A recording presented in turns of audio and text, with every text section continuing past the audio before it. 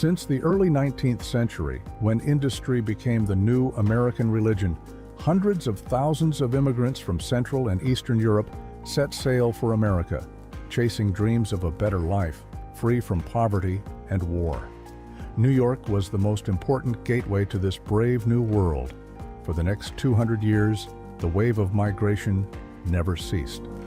If you could make it in New York, you could make it anywhere. Join us as we explore the stories of Polish immigrants who shaped the city and found their place in its ever-evolving landscape. Watch the Polish Tales.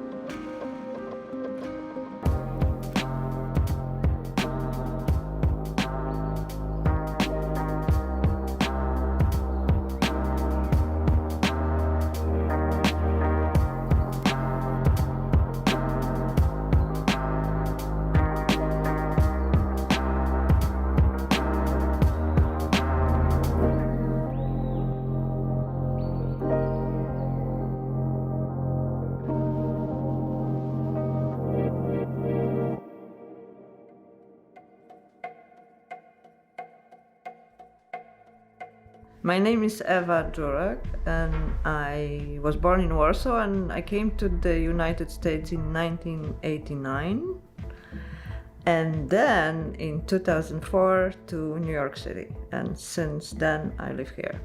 I studied anthropology, cultural anthropology in Poland, so I wanted to come to America to see real Indians. And our plans were to be here just for 5 years and then go back to Poland. And as with many cases, I guess, we just stayed here, and until now we are still here. America was very good to me, that's I probably should say, because I only found good people and everybody helped me. Like my first class in Philadelphia Community College was for free because the professor agreed that I will just sit on it. And later on I found a job. When we moved to Boston, I found a job at Harvard quite easily. So that was an amazing place to be at.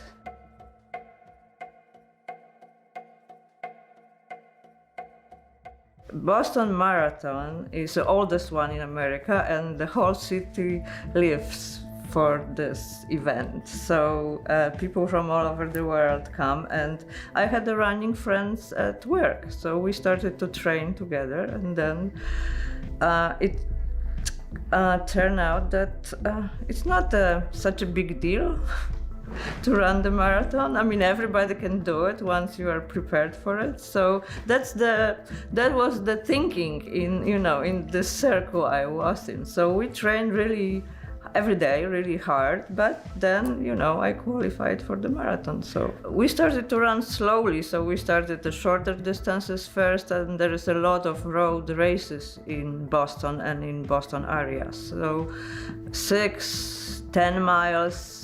Boston Marathon is a qualifying marathon, so you have to run at a certain time to qualify for it. And to prepare for this, it's about a year, yeah. It's about a year, hard work.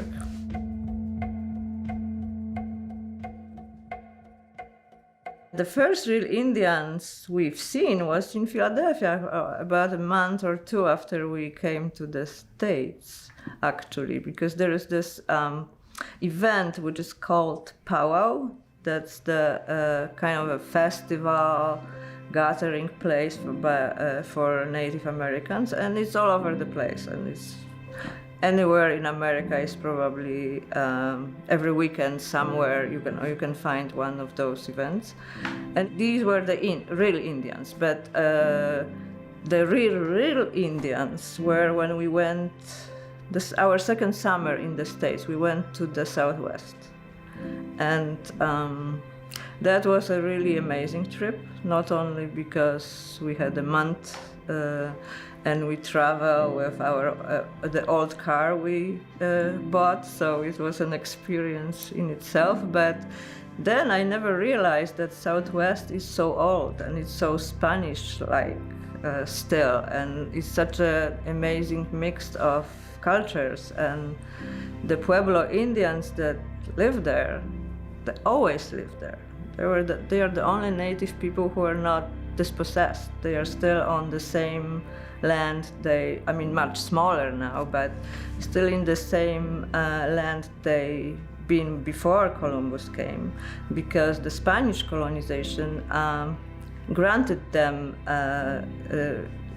their ownership of their lands, so they look at their culture differently. So I decided that the Native American literature is a very good entry to the native culture. And I fell in love then with Leslie Marmon Silko, because she's just next to Mama Died, one of those giants of 60s and 70s Native American literature. Her first novel was called Ceremony. It was published in 1977, and it was a smash hit. And it's in print today, and it's read in colleges and probably not high schools, but colleges all the time. So it's a book that is continuously in print. This was the second Storyteller. That was the second one of her book, published in 1981. That's the second edition in 2012. And then she published quite a few other novels too. But Ceremony is beautiful, and I think it should be translated into Polish very soon. But I fell in love with this one because it's quite unusual book from the format, the first one, and it contains different genres. It contains short stories, poetry, and pieces of prose, some poems that are traditional, based on traditional myths, and some not, some just based on local gossip. I translated this book.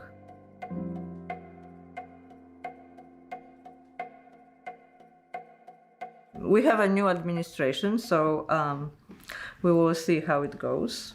With the previous administration, it was really great because we had the first Secretary of Interior, Deb Haaland, from Laguna Pueblo. Lagunas, as Leslie Silko told us, lagunas are everywhere. So the one was even in the United States government. And I think they are generally in much better situation than they were for years. So the awareness of the Native American issues is much higher level, or much widespread than it used to be. I guess most people realize that Indians are here. And now they are taking the role of protecting the environment again. And although this was the kind of current that was always connected to native indigenous peoples everywhere, that they are those who live closely to the nature and so on. Now, with the climate change coming, it's really getting more and more important. And natives are also in the situation that they have their own lawyers, their own representatives in different places. So the fight for the getting back the land or protecting the rights to the water, because in America the rights to water, rights to the land, rights to the air are different things, and all is resolved in courts.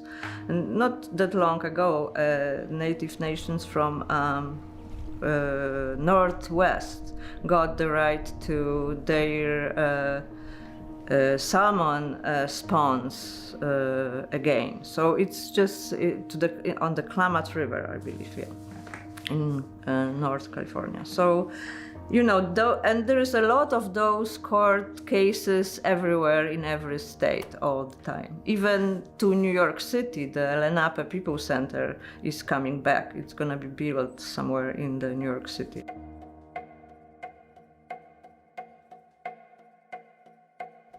I always wanted that my son will be the citizen of the world. I'm not sure if that it turns out this way. He came here to the States when he was 5, And I believe, now I'm pretty sure, it was pretty traumatic experience for him.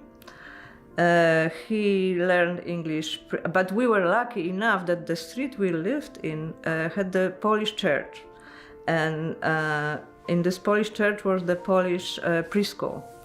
He spoke Polish pretty well. I mean, he speaks it pretty well until now, and he was always the big patriot. So whenever we complain about something in Poland, he was annoyed with us that this is our country and you should not talk bad about Poland in any way. But it turned out, and he doesn't really like America, I believe. He couldn't find his own place here. So he decided to go to South Korea to teach English. And it seems right now that this is the place that he likes the most. That he, although English is his language, he speaks it, he writes in it, he tries different genre in writing, and this is only in English. But living there seems too easy to him because everything is very orderly in South Korea, he tells us. That, people know where their place is. It's not like in America that everybody can supposedly do whatever they want. That, the predictability, I think, of the Korean society appeals to him, so he stays there. I still hope he will come back here. Or end up in Poland, which will be the greatest of all things for us, because we are nearing to the retirement, and my idea is to spend time in America and in Poland, half here, half there.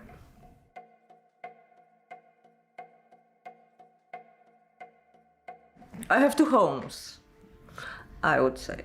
I was just in Poland in October, in Warsaw, at the conference at Warsaw University, and I was speaking about the Leslie Marmon-Silko book. I translated, and I feel there like I'm at home. But when I come back here, I'm kind of very happy that I'm coming back home. So I just go back and forth. So it's possible, I think, to have two homes. I feel like an immigrant, mostly because my friends are all Polish. That's why, I don't feel we are fully integrated in this society. Maybe because there's too many Poles here and it's too easy.